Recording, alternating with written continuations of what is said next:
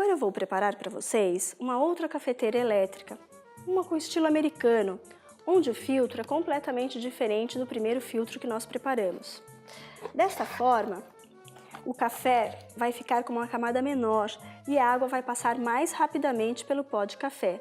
Desta forma, o café vai ficar um pouco mais suave, digamos assim, mais dentro do padrão americano, para aquelas pessoas que não gostam de cafés muito fortes.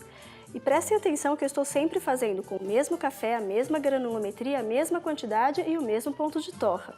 Assim nós teremos bebidas completamente diferentes, utilizando a mesma qualidade de água e o mesmo pó.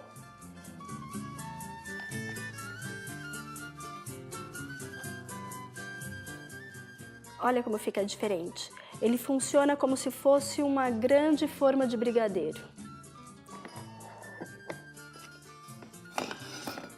E nesse caso, esse tipo de jarra também é diferente, porque além de ser muito mais resistente, ela mantém a temperatura sem queimar o café. Então essa é uma outra dica. No caso, sempre lembrando que tanto garrafa térmica quanto cafeteira elétrica, 15 a 20 minutos é o prazo máximo que a gente pode deixar o café esperando a gente. Caso contrário, é sempre melhor você fazer pouco e fazer sempre. Não há necessidade de fazer muito café ao longo do dia. Assim, um café fresco sempre fica mais saboroso e todo mundo toma mais. E aí, tem menos desperdício. Sabe aquela cafeteira elétrica que a gente tem em casa? Super simples. Ela geralmente vem com um medidor de pó. E eu vou verificar se esse medidor realmente tem a quantidade certa que a gente precisa utilizar. Além disso, algumas marcas vêm também com filtros permanentes. Dessa forma, você acaba não utilizando filtro de papel. É uma outra forma, até de economia. E hoje eu vou fazer o café nessa cafeteira e a gente vai ver como é que vai ficar. Primeira coisa, eu vou pesar esse dosador para a gente verificar quanto ele tem realmente de pó para cada dose. Vou deixar reto.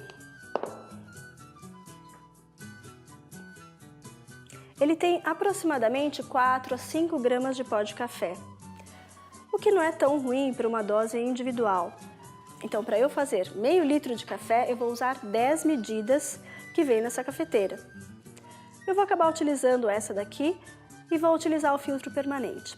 Sempre lembrando que a primeira coisa que eu fiz, como a cafeteira é nova, eu passei água quente e deixei por pelo menos uma meia hora.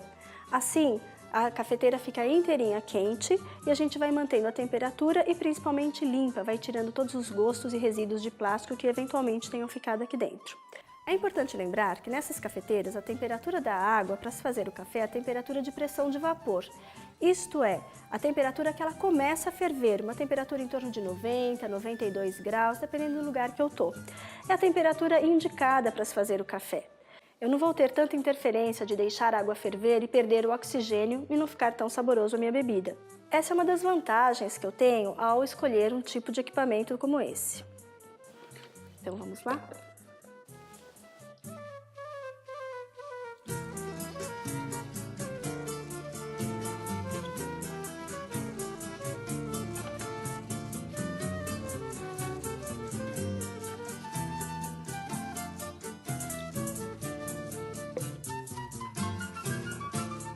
50 gramas de café já pesados, meio litro de água na temperatura ambiente e agora eu vou preparar o café no filtro permanente.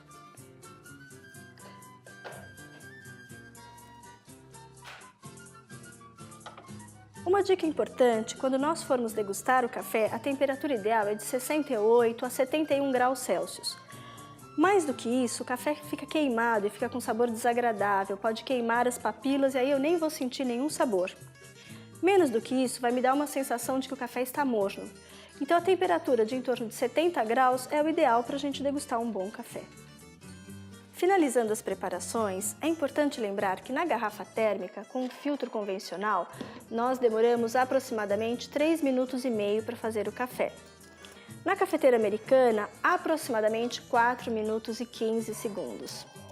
E na cafeteira elétrica, em torno de 5 minutos.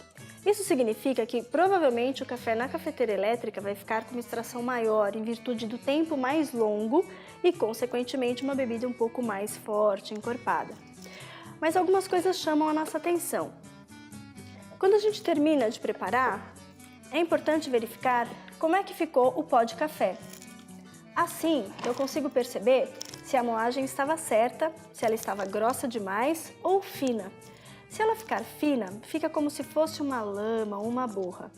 Se ela ficar grossa demais, fica parecendo uma areia grossa e meio como se fosse uma farinha meio esfarelada, então não fica o ideal. O ideal é a gente observar que o café, a borra fica toda unida e mais homogênea. Desta maneira eu tenho uma bebida mais complexa em termos de aromas e sabores. E para finalizar, além de degustar o café, é importante a gente falar da limpeza dos equipamentos.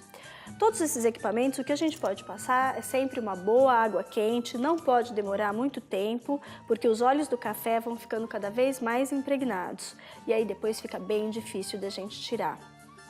Porém, numa garrafa térmica, por exemplo, uma dica bem bacana, a gente utilizar bicarbonato de sódio e água quente e deixa de molho durante a noite. No outro dia, a gente lava bem a garrafa térmica e pode usar novamente. É importante não deixar nenhum resíduo de bicarbonato. Caso contrário, pode passar gosto para a bebida e fica horrível. Mas, de qualquer maneira, a garrafa fica limpa e sem odores de outras preparações. Bom, essas são as dicas que eu tinha para dar para vocês. Assinem o canal Café com Eliana Helfas, façam seus comentários, mandem perguntas para a gente poder responder todas as dúvidas de vocês. E até o próximo episódio.